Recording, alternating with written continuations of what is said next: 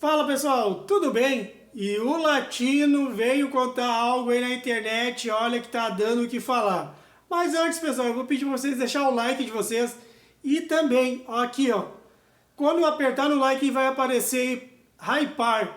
Vai, clica no Hypar aí, puxa um pouquinho pro lado, vocês estão vendo como é que faz, e clica lá no Hypar. Esse Hypar aí é sem custo nenhum, tem uns outros aí, né, que se a pessoa quiser contribuir com o canal, contribui, mas se não, esse é o Hypar sem custo nenhum e ajuda demais aqui o canal a crescer e esse vídeo chegar a mais e mais pessoas. Então eu conto com vocês. Então pessoal, o Latino veio fazer aí um desabafo ou veio falar só na internet sobre o que está acontecendo com ele. E é algo assim, ó, muito grave, gravíssimo. Pois ele fala que ele está sendo extorquido por 2 filhos dele. Aonde nós vamos chegar nesse mundo? Olha o jeito que o mundo tá. O mundo tá de perna pro ar. Os filhos extorquindo o pai. Será que é verdade dele? Será que essa história tem cabimento ou não? Bom, eu vou deixar vocês aí com o vídeo. Espero que vocês possam comentar bastante o que vocês acham sobre essa história e sobre tudo que está acontecendo atualmente, né? Porque isso aí abrange não só ele, se isso realmente é verdade dele, eu acho que realmente o mundo está de perna pro ar. O que vocês acham? Então, pessoal, vou deixar para vocês aí com o vídeo. Assiste o vídeo aí, comenta aí pra gente saber a opinião de vocês, que é muito importante aqui pro canal. Então, assista o vídeo aí. Para quem ficou comigo até aqui, meu muito obrigado, né? Aproveita, né? Deixa o seu like, se inscreve, né? Compartilha o vídeo aí, me ajuda a chegar nos 50 mil inscritos e nos vemos no próximo vídeo. Oi, gente. Bom, hoje eu vim aqui falar de um assunto bem sério. Eu nunca imaginei ter que estar passando por isso e principalmente ter que estar expondo uma situação dessa. Ainda mais quando se trata de um filho. Eu não vou dizer o nome dele aqui para não expor o meu filho. Mas eu tenho um filho que eu descobri aos 18 anos, né? Ele não convivia comigo. Eu só fui saber quando ele tinha 18 anos. Na mesma hora eu fiz DNA, trouxe ele para perto, empreguei ele em vários lugares, pedi ajuda para várias pessoas. Inclusive, na minha própria banda, trouxe ele para trabalhar comigo, mas infelizmente ele não se adaptou em nenhum emprego que eu arrumei para ele, e nem na minha banda. Não queria trabalhar. E eu achei estranho aquilo, né? Convivendo com ele, trouxe ele para perto, causou inúmeras situações pesadas. Uma delas foi ter agredido a minha mulher, a minha atual mulher, quando ela estava com as cordas vocais operadas. Ele trouxe a Covid para dentro de casa, pesteou todo mundo com a Covid. Até que eu entendi que o problema desse meu filho não era só a questão de ter ficado anos e anos longe do pai. Ele tinha um problema mais sério do que isso, que era a dependência química. E quando a gente fala de dependência química, não é só a questão do álcool e das drogas. Existe uma dependência química psicológica, do que a gente chama de pobre coitadismo, né? Que as pessoas, por algum motivo, elas preferem mergulhar na bebida, nas drogas, para, de alguma forma, se aliviar. Ou para justificar um passado, uma infância, uma adolescência que ele não teve ao lado do pai. Eu não acho certo isso, porque eu não tive pai presente, e também não tive muitas vezes a minha mãe presente, nem por isso eu me tornei um cara mau caráter. E esse meu filho, convivendo com ele, eu pude perceber esse desvio de caráter que ele tem na sua personalidade, na sua sociopatia, né? E até que eu expulsei ele de casa. Falei, não dá pra conviver comigo, infelizmente, por N motivos, estava pesando, o fardo estava pesado. E não só por ele não querer trabalhar, seus 26 anos, enfim, não parava emprego nenhum. E aí que eu fui descobrir essa dependência química. Devolvi ele pra mãe biológica, né? Pra mãe, no caso, a mãe adotiva, que também tentou segurar lá a situação dele, mas não conseguiu. Que ele também estava quase separando ela do marido, ela acabou expulsando ele de casa e ele foi morar na rua. Quando ele foi morar na rua, mais uma vez, eu por pena trouxe ele de volta para morar na minha casa.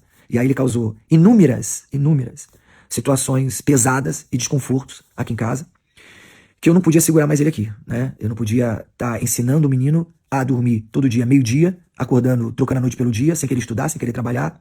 E eu tava percebendo que eu não tava ensinando ele da forma certa. Ele não queria nem trabalhar, nem estudar. Tudo que ele queria era se drogar e beber.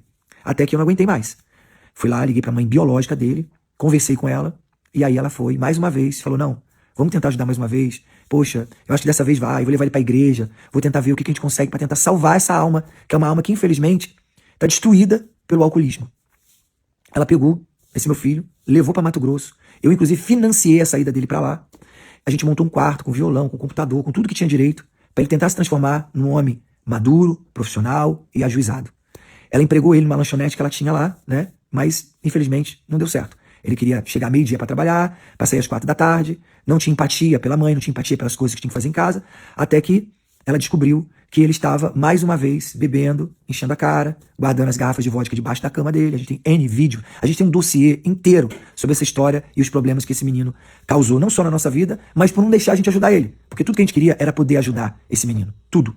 Inclusive eu cheguei a financiar, falei pra ela, olha, se quiser um psicólogo, se ele quiser se internar, eu financio isso pra ajudar, eu quero fazer com que esse menino tome juízo, a gente precisa ajudar esse menino. Até que chegou no fim da linha. Ela pegou ele num bar, bebendo, aí ela foi tirar satisfação com ele, e ele foi lá mais uma vez e agrediu a mãe dele, tentou agredir o padrasto em palavras, em gestos, e, enfim, fazendo escândalo no bar. Todo mundo ficou olhando pra mãe dele, achando que ela era a víbora da história, mas não sabe os problemas que ele estava causando por não querer se consertar, por não querer melhorar. Aí, enfim, com tudo isso, ela acabou chamando a polícia, enfiou ele dentro do ônibus e mandou ele embora, e ele foi pra Santa Catarina atrás de ajuda de outras pessoas que me conhecem, né, e que de alguma forma se sentiu na necessidade de ajudá-lo.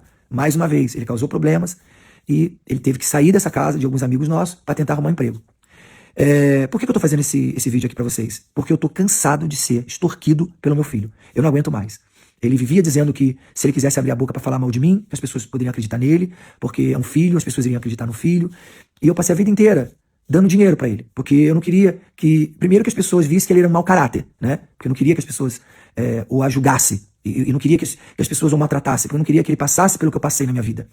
Então eu fui sempre aguentando firme, aguentando firme, aguentando firme. E aí chegou uma hora que eu falei, não, chega.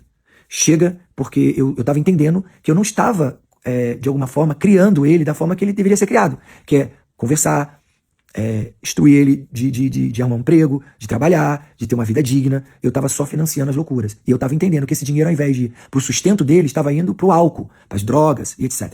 Até que eu tive que parar. E parei de ajudar, até porque um menino de 27 anos deveria estar trabalhando, estudando, fazendo alguma coisa, né?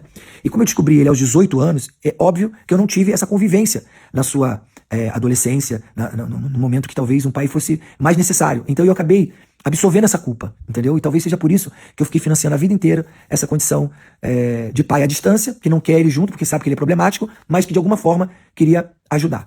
Só que eu tive que parar. Eu tive que parar porque o dinheiro não estava indo para alimentação, estava indo para sustentar o seu vício, e isso estava me causando um problema até espiritual, porque ao invés de eu estar ajudando ele, eu estava contribuindo para o seu vício. Então assim, gente, eu estou me desabafando aqui com vocês, porque eu não sei se muitos de vocês já tiveram um filho com dependência química, e eu estou sofrendo muito com isso, porque eu queria muito poder ajudá-lo, sempre que ele precisasse, se ele quiser pedir ajuda para o pai, eu estaria aqui presente para ajudá-lo, mas eu entendo que nesse momento agora, o que eu tenho que fazer é cortar de vez o laço, cortar de vez essa pensão, porque ao invés de eu estar contribuindo para ajudar, eu estou acabando destruindo meu próprio filho. E é isso, gente. Eu vim desabafar porque eu recebo diversas ameaças desse menino. Ele fala que toda hora vai pra imprensa, que ele vai falar mal de mim, que ele vai me detonar e que as pessoas vão acreditar nele. Então eu tô aqui, antes disso tudo acontecer, não sei nem se ele vai ter coragem de fazer isso ou não, mas se ele já fez ou deixou de fazer, eu preferi vir aqui, me desabafar e falar exatamente o que tá acontecendo. E o pior de tudo, ele se faz de vítima pra sociedade, pros meus outros filhos, e tenta sempre de alguma forma mascarar a sua verdadeira face, entendeu? É isso, gente. Grande beijo aí e tamo junto.